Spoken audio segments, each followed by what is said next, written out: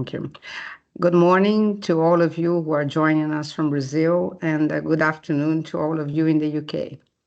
Today, the Chamber brings to its members and friends a theme of utmost importance for Brazilian and British companies in the oil and gas sector. The decommissioning market in Brazil, which, as we will see, is one of the top 3 in the world and is structured to grow progressively during the next coming years. Offshore decommissioning is a costly activity, and indeed, the scale of foreseen investment in this area is nothing short of extraordinary. As those working in decommissioning will know, operating in this segment requires huge experience, including that which is necessary to meet environmental and safety standards, which is something British companies do have, whether we are talking of those working in the supply of goods, of service, or with cutting-edge technology. Decommissioning is also a far more recent activity in Brazil than it is in the UK. And for British companies, with their wealth of experience in Aberdeen, the North Sea, and the shores beyond, this is perhaps an opportunity not to be missed. This is why bringing this team today is very important for fostering even more businesses between the UK and Brazil, which is, of course, the main objective of the Brazilian Chamber of Commerce. And I would like to thank the head of the Mining and Infrastructure Committee of the Chamber, Alexandre Aroeira Salles, in Brazil, as well as Aroeira Salles' London-based partner, John Oyama, for organizing this webinar and for achieving the feat of bringing together very relevant speakers who will explore the current decommissioning scenario in Brazil and the respective regulatory framework, Petrobras decommissioning pipeline and investments foreseen for the next coming years, and how to become a supplier in Brazil and sell either goods or services to Petrobras.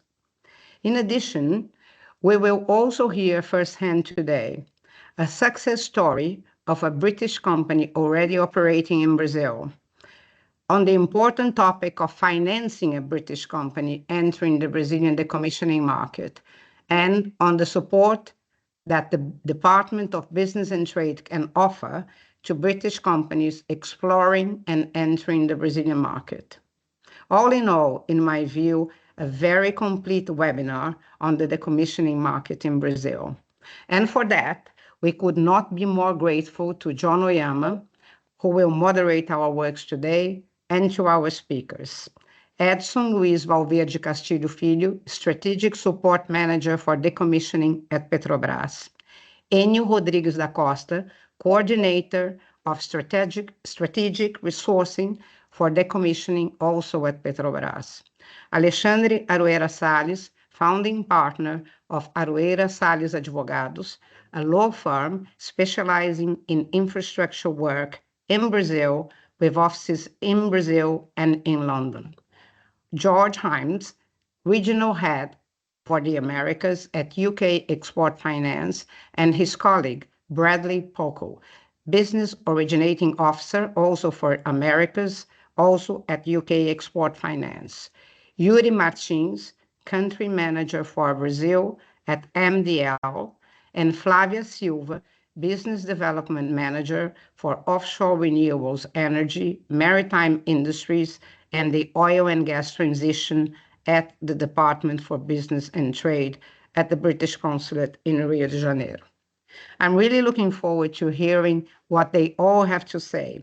However, just before I ask John to please open our webinar today, I would like to tell you that there will be a Q&A session today, and questions can be asked via the Teams chat box. So please feel free to send your questions to our speakers during the whole webinar. I would also like to note that this webinar will be recorded and that the recording of this session will be posted at the Chamber's website and social media platforms in the next few days. So with that, over to you, John. Thank you very much, Vera. Good afternoon to those in the UK, and good morning to everyone in Brazil. It's a real pleasure to be moderating this event. My name is John Oyama. I'm a partner at the law firm Adueda Salis, based in the firm's London office. We've got an excellent lineup of speakers today, so I'm looking forward very much to an interesting discussion.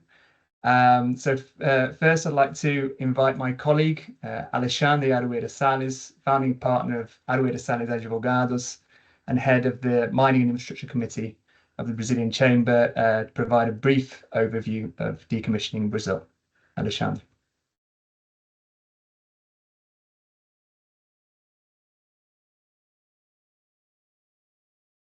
Yes, thank you, John and Vera. It is a pleasure to be here with all of you to talk about such an important topic for business between Brazil and international companies. Well, as mentioned, Brazil has one of the largest decommissioning markets in the world. According to data made available by the National Petroleum Agency, there are 782 offshore wells to be decommissioned, with estimated investments of over $12 billion between 2025 and 2029. Overseas suppliers can assist in a number of ways, including with support for subsea cutting and recovery, plug and abandonment, underwater robots, among many other areas. The oversight of offshore decommissioning in Brazil is shared by three main bodies: the National Petroleum Agency, the Brazilian Institute of Environmental and Renewable Natural Resources, and the Navy. Other relevant entities may include the National Nuclear Energy Commission and bodies at the state government level. It is important to obtain advice on the impact that each entity may have on the decommissioning project. Resolution 817 of the National Petroleum Agency contains the most important provisions governing decommissioning. These include a requirement to submit an initial plan, known as a conceptual PDI. At least 5 years before the expected date, we need to understand and to produce this PDI. This deadline has the benefit to giving great visibility to the market of upcoming projects. Once the conceptual PDI is approved, a detailed PDI document is produced, including information on how the operator plans to undertake the decommissioning. This may provide details of the process that the operator plans to use, including the contracting of specialist service. In this sense, the PDI documents serve as a guide, enabling companies to anticipate demand. The PDI documents are available on the government website, and the National Petroleum Agency has also a site where it's possible to see the current status of the PDIs. Links are included at the bottom of the slide, with which will be made available after the event. International companies may supply the Brazilian market in a number of ways, including contracting directly with operators or with construction companies that are undertaking decommissioning. Of the operators active, Petrobras has one of the largest pipelines, and so it's important to be aware of the contracting procedures with the company. As Petrobras will be presenting shortly, I will just provide some brief comments in this regard. As Petrobras is a mixed capital company, as it's a partially publicly and privately owned, it operates under a specific legal framework, primarily the state-owned companies law. Petrobras follows a number of its own internal procurement regulations. These may include an option for direct contracting under specific legal conditions, negotiation with suppliers, and pre-qualifications of vendors. It is also important to highlight that Petrobras is subject to oversight by Brazilian federal courts of accounts, which is a control body of the federal government with significant powers to evaluate and pass judgment on the use of public funds. Well, to conclude, as mentioned, our firms had the Mining and Infrastructure Committee of the Brazilian Chamber, and our main objective is to facilitate discussions relating to mine and infrastructure in Brazil. Our law firm has over 25 years experience advice on these sectors, include a lot of oil and gas projects. And we also have an office in London. And so we know the importance of international partnership. If you have any questions, or if you like to be more involved with these discussions, we have included our contact details in this slide, and we would be very happy to hear from you. Thank you for your participation, and I wish everyone a great event. Thank you very much, John. Thanks, Alexandre. I'd like to hand over to George Hames, Regional Head for the Americas, and Bradley Poku, Business Origination Officer for the Americas from UK Export Finance, to talk about UKF's financing offer and the solutions they've provided for decommissioning in Brazil. Thank you, John, and thank you also to the Brazilian Chamber for having Bradley and I here today. My name is George Hames. I head up UKEF's work originating new business and supporting UK exporters all across the Americas. Within that, Brazil is hugely strategically important to us, as indeed is the decommissioning sector. This is a sector where we have huge ambition, both to support the great UK supply chain that I know we'll hear about, including a great story, which I think is following our session, as well as the wider goals of supporting a clean transition away from oil and gas, and doing that in a way which is sustainable and leaves a positive long-term legacy for Brazil. With that, I'm going to hand over to my colleague Bradley to give you an introduction to what UK Export Finance is, and how we hope to support many of the great objectives we're talking about today. Thanks, George, and good afternoon here from London. So my name is Bradley Poku, and I'm a Business Origination Officer in the Americas. Moving on. So here at UK Export Finance, so our second slide has finally arrived. So here at UK Export Finance, so our main objective is to support the UK supply chain abroad in overseas projects, and we do that by supporting the global trade to deliver impact in the UK by supporting the supply chain and internationally through these projects that we do support. In the last financial year, we supported 8.8 billion of support and export contracts. Now that's a huge amount and testament to the amount of work we do here at UK Export Finance and the projects that we do support abroad. We also have a 80 billion wallet of global financing capacity. Well, that's recently been increased by Parliament and the Prime Minister from 50 billion. With a 52 billion is the status of our current portfolio. So to sum up our financing offer, it's a 100% guarantee for any loans that we underwrite. Now, due to us being an ECA that operates under the OECD guidelines, we can only finance up to 85% of the overall export contract. So if you have a 100 million contract, we can go up to 85 million, and it's an 100% guarantee on that. That differs to some ECAs who do 85, 90, 95%. We offer 100%. We can also do 15 years repayment. So this is for most of the sectors, and go up to 22 years for clean growth projects that meet the green bond principles. So this covers the drawdown and the construction of the project. We also do this by offering competitive pricing, and it's a diverse source of funding for your projects, and of course is backed by the HMG stamp.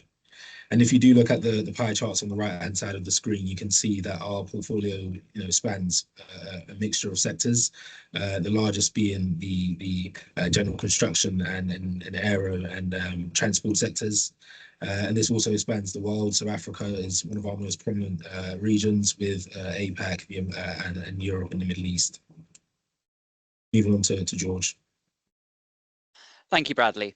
The key thing to remember with regards to what UKEF can do for decommissioning in Brazil is that UKEF doesn't just provide financing directly to UK exporters. What we can also do is support long-term financing for the buyers of UK goods and services in carrying out projects that bring in that UK supply chain. Though that means long-term loan guarantees backed by the UK government with a 100% guarantee from UKEF. That's available to both public sector and private sector institutions.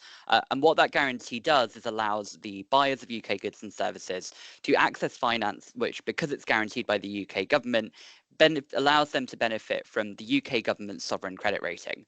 In practice, what that means is that a buyer of UK goods and services that's looking for a trade finance solution may well have access to a wider choice of lenders in the first instance, will be able to benefit from a much extended repayment tenor, broadening the appetite of private sector lenders, and the ability to borrow from in a range of lending currencies. In Brazil, critically, that includes the ability to get long-term international financing for a larger pool of capital in Brazilian reais. The second key thing that you should remember about UKEF is our flexible approach to UK content. The slide highlights that a minimum of 20% of a contract value needs to come from the UK supply chain. And what that means in practice is that the UKEF offer can be applied to a broad range of goods and services coming in from the UK, including in the decommissioning sector, and including where the UK is part of an international supply chain that helps to deliver an end goal in Brazil. And the third thing to remember about UKEF, the things I'm picking out and highlighting from this slide, is that we are here to help. We have a team on the ground in Brazil. We benefit from wonderful support from our colleagues in the Department for Business and Trade, as well as a UKEF member of staff based at the British Consulate in Sao Paulo, which provides you with an end-to-end service, not just for the UK exporters seeking to navigate the market and take advantage of an export finance offer, but also for end buyers in Brazil looking to get an extra incentive out of the great UK supply chain that they may well already be exploring. With that, I'll hand back to Bradley to give you a little bit of a teaser for how this might look in practice.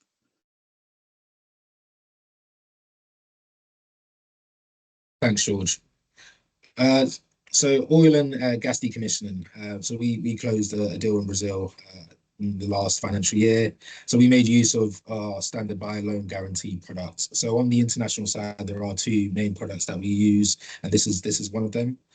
So we worked with MDL, who will speak to us later on, and we also worked with Ocean, who were the buyer of this deal. Now, one thing I'd like to point out is for the bank that we used on that transaction, it's not typically one of the bigger names of banks, and that just shows the diversity of our sources of funding, and in that we can work with all sort of lenders and a range of banks. And we'll move on and let MDL expand on that deal. In terms of UKEF's global impact, I did say earlier on, we have a global reach, and as George says, we have colleagues across the globe working in British embassies to this end.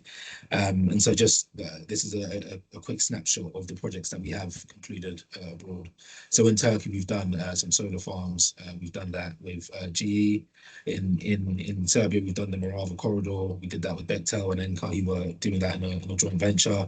And we've also had some inward investment into the UK using SAR, who invested into Teesside. So that's making use of our export development guarantee product. We also have some projects largely in in Africa in terms of sovereign projects such as water, and that makes use of different products that we offer here at UKEF.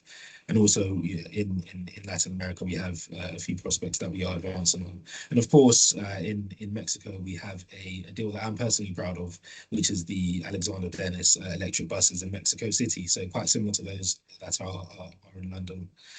So moving on to the last slide. So this is just to highlight that this is our contact in Sao Paulo. So that's Fabio Kunzo, and it's George and I here in London, in the Treasury Building in Westminster, supporting on origination efforts in the Americas.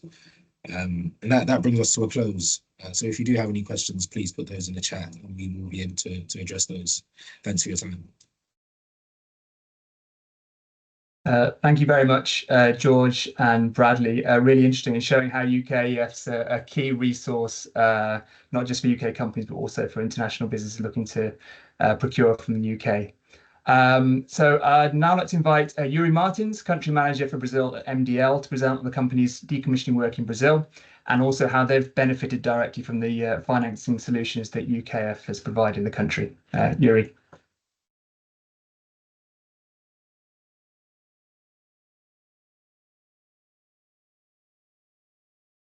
Morning, everyone. Can you all hear me? So first, thanks to the UK Chamber of Commerce and Aruela Salles for organizing this session today, and for the opportunity for MDL to share this case study with you all. Also, thanks for the UKEF for this excellent overview of the finance mechanism. So my name is Yuri Martins. I'm the country manager for MDL Brazil, and I was invited to show you how that mechanism works in practice. So to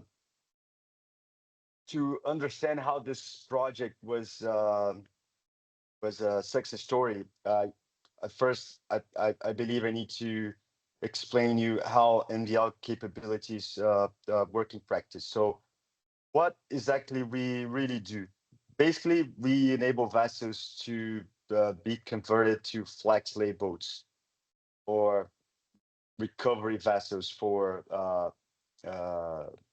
umbilicals and lines that were installed during the commissioning phase of during the production phase of the asset. So that's the world of MDL when you're talking about decommissioning. But we're not just a company that enables vessels, but we also build equipment. We can recover mooring lines, cables. We can do overhaul on equipment. All of that to create opportunities for the decommissioning market. So that's the world of MDL. So the idea today is to show how we apply this expertise and supported by the UKEF to solve a specific deep water decommissioning challenge, which UKEF presented a few minutes ago. So I would like to start covering 5 challenges of the offshore decommissioning from MDL perspective, in particular for Brazil, for the Brazil waters. So the first one is the technical complexity. The decommission is not a standardized process that we can bring a series of standard equipments to execute the campaign. So a good analogy here is like, imagine trying to disassemble a very complex machine that was built many years ago using different standards, different specifications. So and has been operating in harsh environments for more than 20 years or so. And now imagine that this machine is very unique. So how do you attack that problem? The second one is that no one size fits all, which is the Brazil deep waters installations in particular here required a solution that is not readily available on standard approaches. And of course, we have some particular risks in this type of operation that requires not only equipment, but also a different risk management approach. On the cost side, of course, MDL understands that decommissioning is a cost center than a revenue generator, but still requires a lot of capital investment. And this topic explains why mechanisms like the UKF are so valuable to enable this. And this schedule challenges design and build equipment that can be installed or deployed in vessels of opportunities definitely helps the cost challenges, but also the schedule challenges, because you might be enabling an operation that you are using a vessel that is available at the time. You don't need to wait a specific specialized vessel for that. So based on that, we have a decommissioning project that faces those challenges I just presented. So let me show you how MDL actually address those concerns into a real project. So we delivered this equipment that is called wheel HLS. So remember when I talk about the technical complexity, so we designed and built this bespoke solution specific for deep water retrieval.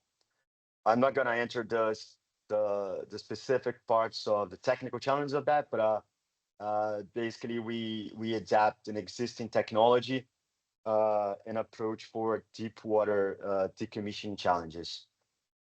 Second, the fact that this is a portable system address the costs and the schedule challenges.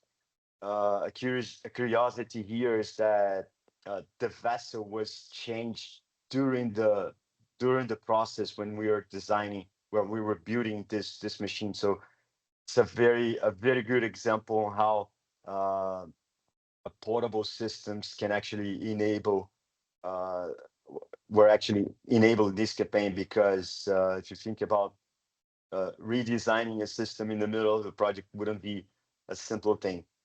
The third component, of course, that a campaign like this not only requires equipment, but also requires project management and engineering, not only for mobilizing vessels, but also for supporting the operations with UK support, local support, personnel training, and everything that is that compose a campaign of this size. So we thought that this project was the perfect opportunity to demonstrate how different finance mechanisms can enable international technology for the Brazilian decommissioning challenges. So let me show you how this exactly works. So basically, our client identified the needs for MDL's technology. The traditional financial mechanisms were quite challenging. So the UK export finance entered the discussion, and they provided a different mechanism to boost the working capital.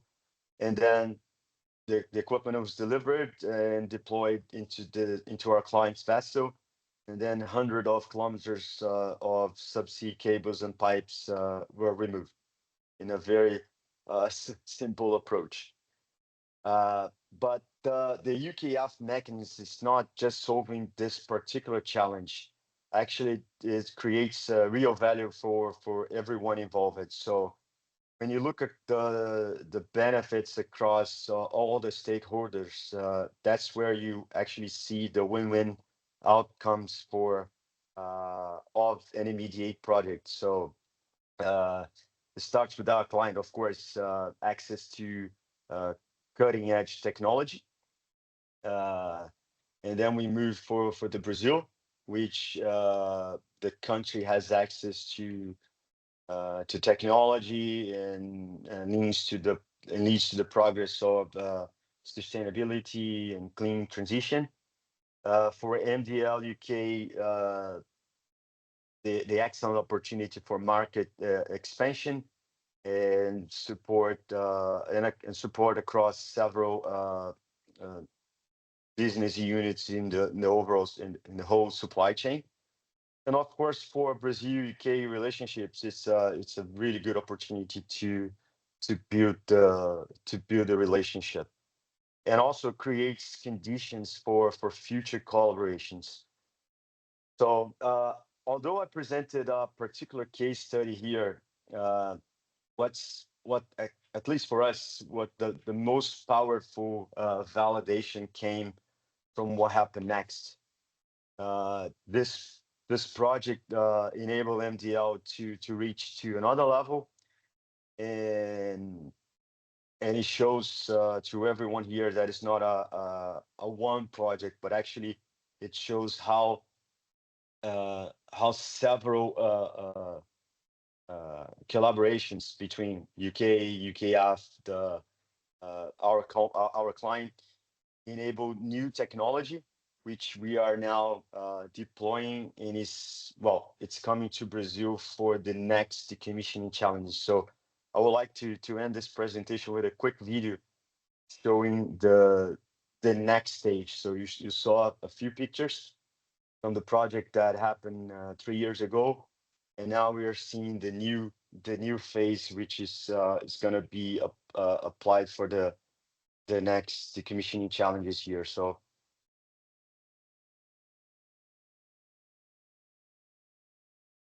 that's equipment that we delivered in February. This mobilization happening in MDL's facility in Peterhead, and it's now in Brazil, working for the decommissioning market, and we'll be working here for the next years, specifically supporting the decommissioning market. So I thought it was a good example to present to you all. Thanks again. And yeah, thanks, John. Thank you very much, Yuri. I was really interested to hear about how your company's adapted your offering to specific environmental conditions in Brazil, and also how you're looking to grow going forward. I think it's a great case study, a win-win, as you say, showing how UK companies can succeed with decommissioning in Brazil. So it's now a pleasure to hand over to Edson Valverde, Strategic Support Manager for Decommissioning, and Enio Costa, Strategic Sourcing Coordinator for Decommissioning at Petrobras, to present on the company's decommissioning plans and opportunities for international companies to participate. So Edson and Enio. Okay, thank you, John. So I'm here to bring some information on our decommissioning opportunities at Petrobras. First of all, just a little disclaimer, since we're talking about a forecast, some of these information may change from year to year, specifically because we're subject to external influence of approval of the projects, and also just to understand that this information may change from each business plan to business plan. So I would like to start saying that decommissioning is much more than what we see above the water, much more than just the platforms. And we got an excellent approach here by MDL, talking about something that was designed for subsea systems. So when we are talking about the opportunities in decommissioning, we are talking about a whole world of equipments and pipelines that needs to have a proper final destination. So when we're talking about 10 units leaving the location in the period, we're not talking about just 10 units leaving the location. It's the whole infrastructure associated with that. within the production system. So we're talking about wells, we're talking about pipelines, manifolds, and all sort of subsea equipment. So that's a great variety of services to be provided within the commissioning projects here in Brazil. So this slide is the main slide of the presentation, which brings the forecast for our the business plan horizon. So we're talking here about what is planned to happen between 2025 and 2029. We're talking about $9.9 billion dollars to be spent within the decommissioning projects. Roughly 70% of that related to wells P&A, and the other 30% to be applied on equipment decommissioning. And when I say equipment, I'm talking about the platforms, subsea systems, and lines, and so on. So those 9.9 billions are related to 10 platforms that are leaving the location within this period. So we have 5 FPSO and 5 semi-submersible units to be decommissioned until 2029. For those who are acquainted with our last business plan, or previous business plan, you may note that we had a reschedule of our fixed platform decommission. We have roughly 50 platforms already with decommissioning projects underway, but we have rearranged our portfolio since we are planning to bundle those contracts for the fixed platforms. So after 2029, we're talking about 50 fixed platforms, another 7 FPSOs, and 1 semi-submersible. All of them already have started the decommissioning projects. When we're talking about wells, we have roughly 400 wells to be abandoned. Half of them are subsea wells, so wet completion wells. The other half are platform wells, so they are dry completion wells, and they account for, as I said, 70% of the whole budget that we have for decommissioning. And regarding the subsea equipment and subsea lines, we have approximately 2,000 kilometers of flexible lines to be collected.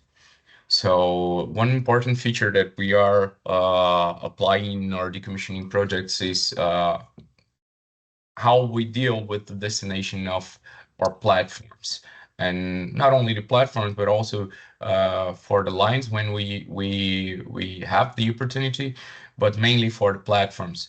So when we're talking about floating platforms, we are using the platform berthing as a strategy for reducing the offshore risks, the offshore logistics. Also, we also reduce the emissions related with the operation of those assets. So all our floating platforms are planned to be removed from the location and berthed on a port or a yard in Brazilian waters. And after we berth those platforms, we have 2 possible destinations for them. The first one, and the ones that we would like the most to happen, is the reuse, since when we talk about the waste hierarchy, the reuse is the more noble destination that we can have for a structure. So we have some studies underway to check the feasibility of reusing the platforms that are planned to be decommissioned. And if the reuse is not possible, we are going to recycle those platforms properly using our sustainable destination guidance, a policy that we have stated since 2023, that have a focus on generating value, focus on circular economy and safety, and respect for people and the environment. So I'll have a deep dive on each one of those scopes quite briefly, just so you can understand where they are geographically distributed and so on. So when we're talking about wells, we're talking about almost $6.9 billion for offshore well abandonment. You can see that when we're talking about wet completion wells or subsea wells, it is very concentrated here in the southeast of our country, mainly in the Campos Basin. And when we are talking about the interventions on platform wells that are located on our fixed platforms, we have an even distribution between Campos Basin and also the Northeast, highlighting Sergipe and Ceará. And when we're talking about wells, we're talking about this kind of service. So we are always looking for integrated services to improve our contracts. So we are trying to develop a model in which we can integrate all the service package related to the well abandonment campaign. When we're talking about the platforms, I'm sorry about this. It was a little bit offset, but we're talking about those 10 platforms. When we're talking about the business plan, this is the configuration and distribution of the platforms along the business plan. And as I said, we have the fixed platforms planned after 2029, since we are bundling the demand. So when we're looking for the business plan, the current business plan, we're talking only about floating platforms. And this information in the black line is the amount of the weight of those platforms combined. So it's an important information when we're talking about recycling, especially here in Brazil, since we have a market that demand scrap steel. And regarding those platforms, which I said that are going to be birthed and first of all, try to be reused, and if not, recycled, we're talking about these profiles. So when talking about our FPSOs, you're talking about units with length between 330 and 340 meters and a beam of 50 to 55 meters. And our semi-submersible, they have a quite different range. So there are smaller units. The length is from 85 to 135 meters and a beam from 70 to 95 meters. And when we're talking about the fixed platforms that I mentioned, they all combine all those platforms that already have decommissioning projects on their way. We're talking about more than 180,000 tons to be removed and more than 40 platforms in decommissioning. So as I said, we are trying to make the demand more attractive to the market. We are investing on the preparation of those platforms, since we want to attract mainly heavy lift vessels from abroad to execute this kind of service through EPRD model.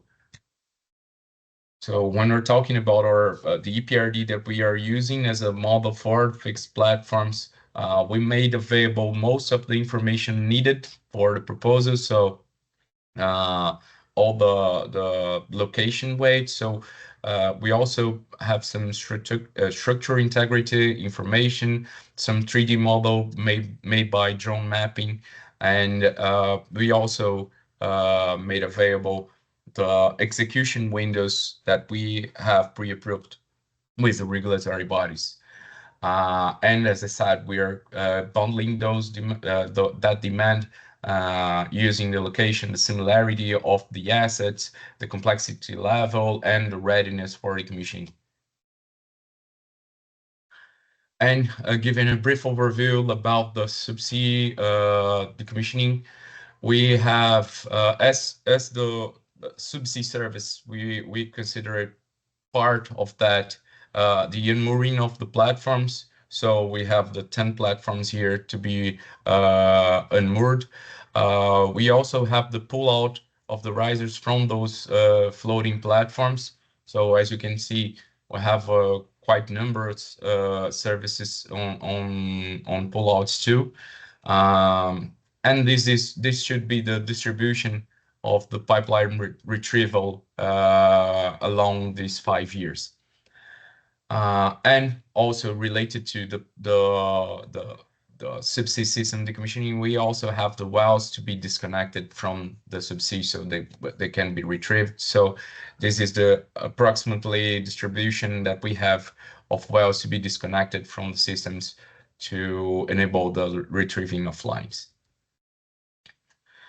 So we have many opportunities, as I said, related with inspection, all the surveys that we need to execute the service, pull out of risers, all the work related to disconnection, cutting and plugging of lines and equipment, the removal and retrieval of pipelines, umbilical and equipment itself, also the mooring system, and an important part of all that is the final disposal and recycling of all the collected material. So when we're talking about pullouts and hookouts of those platforms, we have been using the charter agreement that we already have, but we are also working on develop EPRD kind of contracts for this kind of scope too. We already had 5 EPRD contracts signed for subsea systems, and we have the expectation to release 6 new EPRD contracts until 2029. So we are also working on improve that number when we're talking about those new contracts used to pull out and hook out the platforms. So about few messages that we have from our business plan and from our general manager. So decommissioning with safety, respect for people and the environment, it's our main priority. It's a value for Petrobras. We are working hard to achieve that. We see that Brazilian market can offer many opportunities that results in robust, firm, and perennial demand. So we're not saying about we're not talking about a demand that we'll cease in 2029. We see that decommissioning has more to come. Brazil itself has many competitive advantages that place us in a favorable position for this market development. But we recognize that we have some important technical gaps to be filled and challenges to overcome. So we rely on the support of the supply chain to overcome these challenges, and that's why we are always trying to give publicity to or business plan. We always try to give details of our projects in all the events that we have been participating, and we are trying to approach as much as possible the supply market. So that's why I'll pass through my friend Enio, which is the coordinator for the supply chain engagement within the decommissioning projects. Enio. Thank you, Valverde.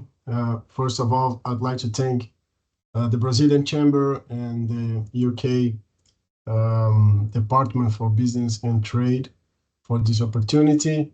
John, Lena, Vera, and Flavia, it's very important that we keep in touch with our suppliers and also to have new suppliers, new good suppliers in Brazil. So it's very important that we have this kind of webinars and relationship, okay? So as you could see on Valverde presentation, Petrobras has volume, has a scale, and we are also looking for long-term contracts for as most as possible for our demands here in Brazil for decommissioning projects.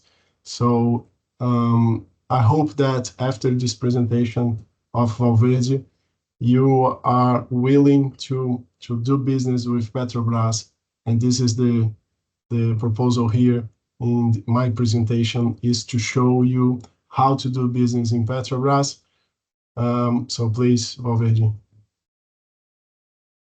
The first thing that you need to know is that we have a register, we have a portal that we do all of our bids, our public bids and our pre-qualified bids in one channel, in one portal that is called Petronet.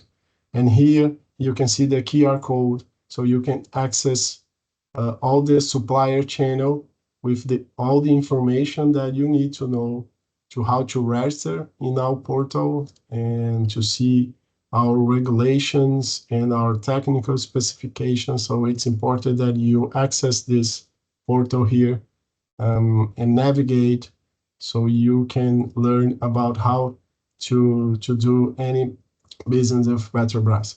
So we have in our portal, you can pass the slide, please, Valverde. So what is the importance of registering in Petrobras? Registration here is a qualification and a pre-qualification too. When we say the pre-qualification, is that because we have bids that you need to be pre-qualified so you can present a proposal to the bid. It's not the case today for the decommissioning scopes, but many of our scopes in other disciplines, in, for example, well constructions or some vessels that we contract, you have to be pre-qualified in what we call a family scope, a family scope that I will show you in the next slide for the decommissioning projects. So it's very important that you access our portal to see the scopes that your company wants to supply to Petrobras, and you can see if you need to be pre-qualified or not. And you will also see all the qualification requirements for each of the scopes. We have economic requirements, we have the technical requirements, we have legal requirements, we have the HSE requirements, and they are different for each scope, for each family. So it's important that you can access there, see which family you want to supply to Petrobras, and see all these requirements that you need to accomplish, okay? And also it's important that you are registered in Petrobras for you receive, so you can receive the notification of future bidding process. Our public, as we are a government company, we have to follow some different rules from the other companies, the private companies. You could see that on the previous presentations. And most of our bids, they are public. We need to publish them in our government journal. It's the government official journal. All the public bids, they need to be published there. But we only notify for these opportunities to the companies that are already registered for this family that we have for the scope for the bid, okay? So it's important that you have the register there so you can receive the notification of this bidding process, okay? And it's important also because you can be privileged approving participation in lower value biddings process. Is not the case here in decommission. We have only big values, only high values bidding process. So, but it's important for the first two ones. Also, I'd like to add here, to provide any service to Petrobras, your company needs to be established in Brazil, okay? It's important for you to know that to provide this service to sell goods, it's not a legal requirement to be established in Brazil, but most of our opportunities to sell any goods to Petrobras, they are national, which means we only accept proposal from Brazilian companies, but some of them we open the bid for foreign companies also, okay? But to provide any service, you need to be established in Brazil, okay? Please, Valverde. And my last slide here is just to show you the main families that we have for the commission. As I said, in the register, we are divided by families there. Each scope is one family that we call here. And these are the numbers of the families of each families for the commissioning of a fixed oil platform, the commission of subsea systems. So you can see here, you can look on our register and search for these codes here, and you will see all the requirements that we have for each one of them, okay? I think that you can pass the slide. This is the main message of my presentation, only to have this first contact with the companies that didn't already see our presentation, our webinar in the beginning of the year.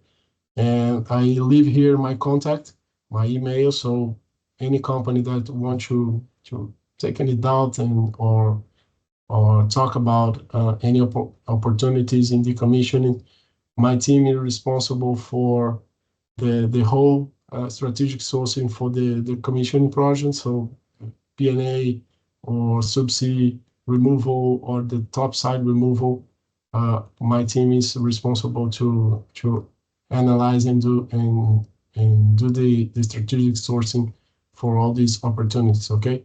So this is my contact. If you have any interest in doing business with Petrobras, you can send me a message and we can arrange a meeting for further discussion, okay? Thank you very much, John. Thank you very much, Edson. Enyo, I noted from one of your initial slides, $9.9 billion of investment to 2029 related to 10 platforms, but then 58 platforms to be decommissioned afterwards. So I thought that was really interesting to show that there's significant investments aren't only for the next few years, but there's a robust pipeline going forward, as you highlight in your presentation as well. So now to close the presentations, I'd like to invite Flavia Silva, Business Development Manager at the Department for Business and Trade, to talk about the current market scenario for decommissioning in Brazil, and also how the UK government can assist British companies to enter the Brazilian market. Flavia.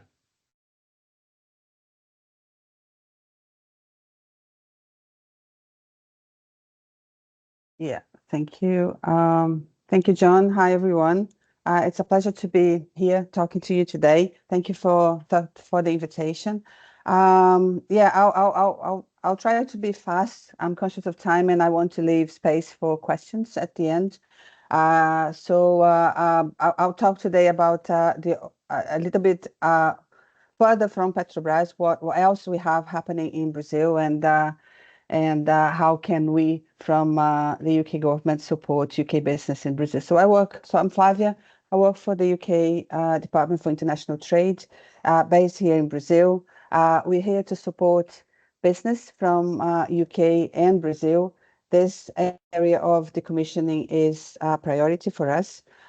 So this picture that I have on the screen now is just an example of the UK capability in this area. It's a photo from my personal gallery taken in 2023 when I was there from Sescon Decon in 5. So we're here with the team to help you connect with the Brazilian industry and help the Brazilian companies to connect with the UK industry. So why Brazil? You have heard from Petrobras about their pipeline of projects. That's quite big. Brazil is the third largest market for decommissioning projects in the world, just behind the US and the UK.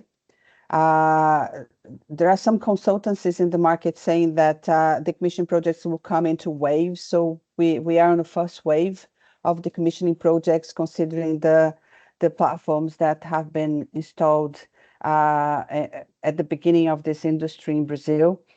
So there's quite a few to be decommissioned between now and 2036. And the second wave, which will come from them with another large number of platforms to be decommissioned, and they will consider units installed, not only units, but all the subsea systems as well, installed between 2010 and 2020, especially in the pre-salt fields. This information comes from Aurum Energia, which is a consultancy, and they presented these figures last year at a conference in Rio. So according to the ANP, the Brazilian regulatory agency, there is 12 billion US dollars in the pipeline to be spent in decommissioning projects by 2029. And we just heard from Petrobras, from their side, it's just $9.9 billion. So the vast majority of this will come from Petrobras. I'd like to thank colleagues from EIC who have helped me with some slides from their EIC asset map. So EIC members will have access to this information.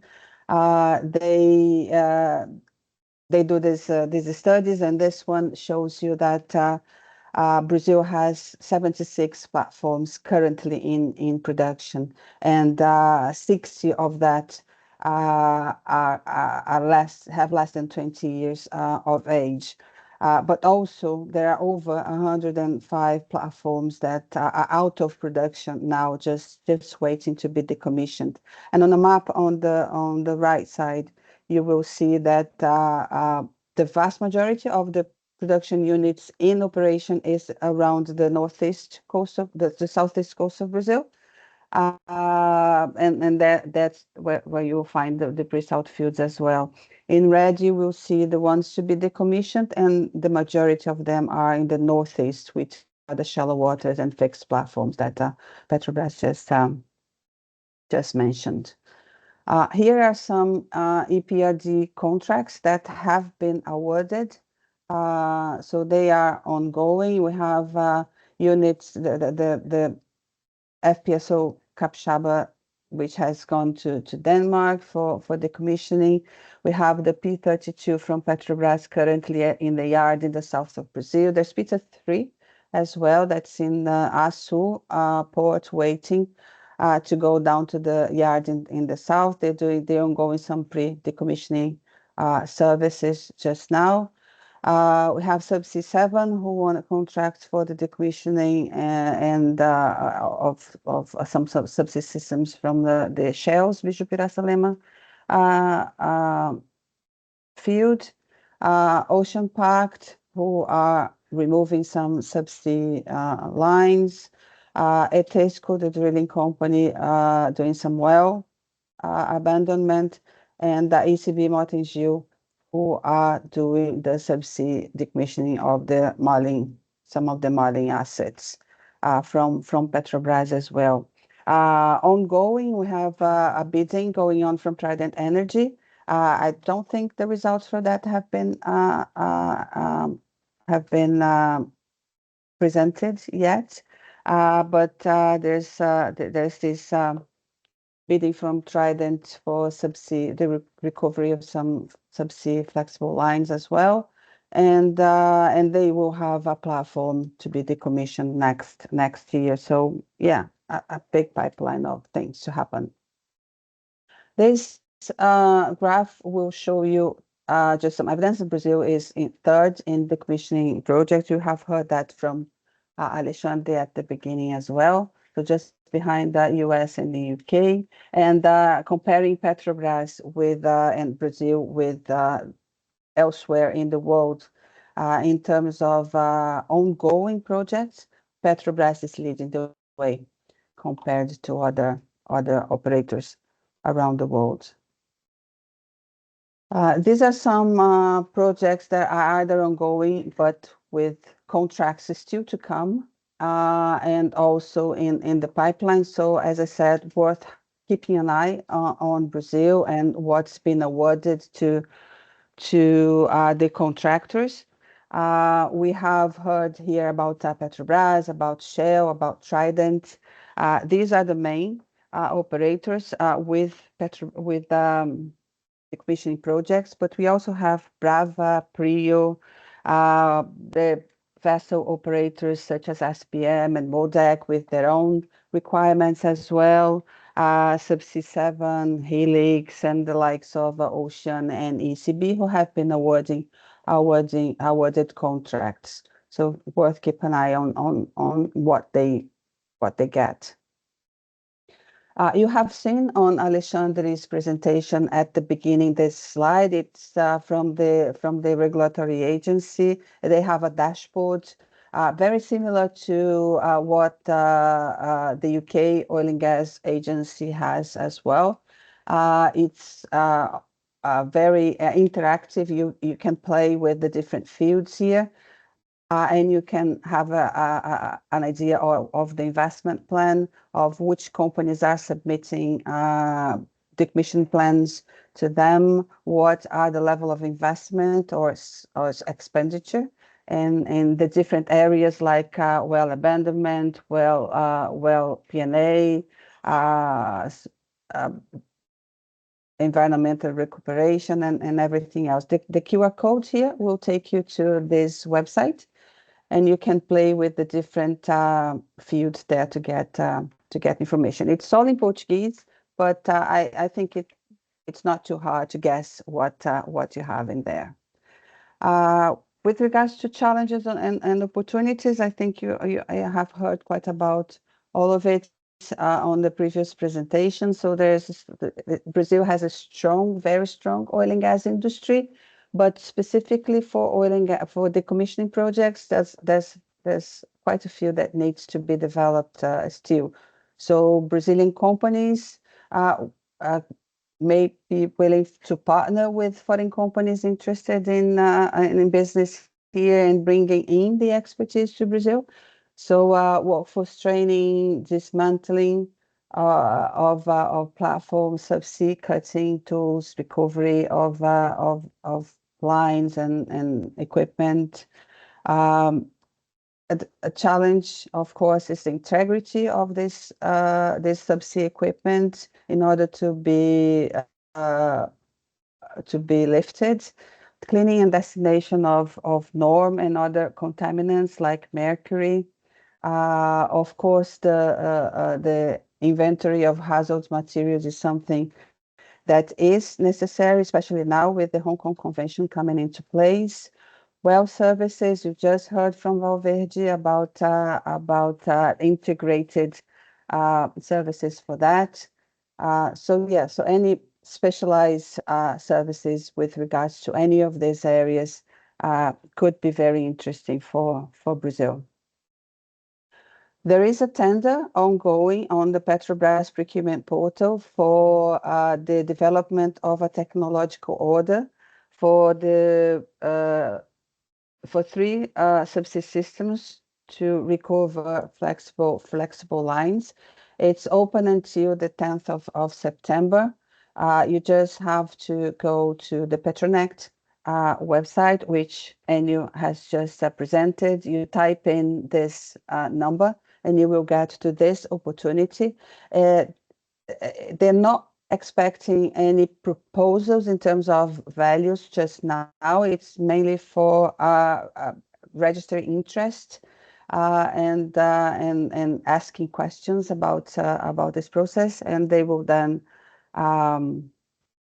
put the proper opportunity for the development of the technology.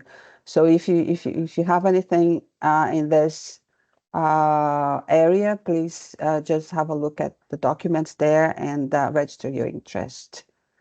As I said, I'm here in Brazil with the team, and we're here to support the development of this decommissioning industry and the flow of business between UK and Brazil.